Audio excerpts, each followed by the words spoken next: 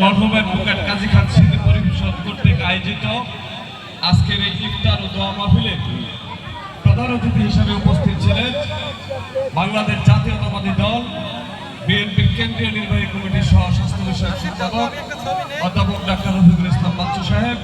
আমাদের মধ্যে উপস্থিত আছেন আমাদের শ্রীপুরের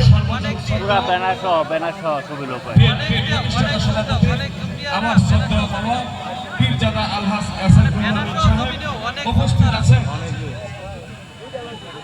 সহ নেতৃবৃন্দ। সবাই খুব কম, আমি বেশি কিন্তু বলতে চাই না। আজকে এই সারিতে যারা এখানে উপস্থিত আছেন তাদের হাত দিয়ে অ্যাডভোকেট কাজী খানের জন্ম হয়েছে, অ্যাডভোকেট কাজী খানের সৃষ্টি হয়েছে এই রাজনীতিতে। আপনারা তার সম্পর্কে অনেক কিছু জানেন। এখানে যারা উপস্থিত হয়েছে এই পরিবার বর্গের ডাকে আপনারা যারা উপস্থিত হয়েছে তাদের সকলকে আমার ব্যক্তিগত পক্ষ থেকে আমি আন্তরিক শুভেচ্ছা এবং অভিনন্দন জানাই। এবং আপনাদের সাথে রাজনীতি করতে গিয়ে যদি কোনো দ্বিধা দ্বন্দ্বতা এবং আপনাদের সাথে ভুল বেয়াদবি করে থাকে আমি তার পরিবারের পক্ষ থেকে ক্ষমা চেয়ে নিচ্ছি।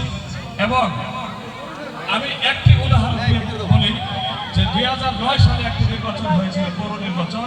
এই নির্বাচনে মোতালিব ভাইয়ের সাথে মোতালিব ভাইয়ের হাতে ধরা অ্যাডভোকেট কাজী খান সাহেব শ্রীপুর বিশ্ববিদ্যালয় কলেজ থেকে তিনি যা কথা দিতেন আমি জানি সেই কথার বাইরে কোনোদিন কোনো কথা বলতে না এবং যে কোনো কিছুর বিনিময়ে সে ওই কথাগুলো রাখতেন।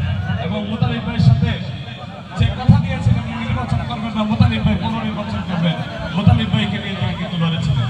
তাই আমি কথা দীর্ঘায়িত না করে হুজুর কথা বলবেন। সকলকে ধন্যবাদ জানিয়ে আমি আমার কথা এখানে শেষ করছি।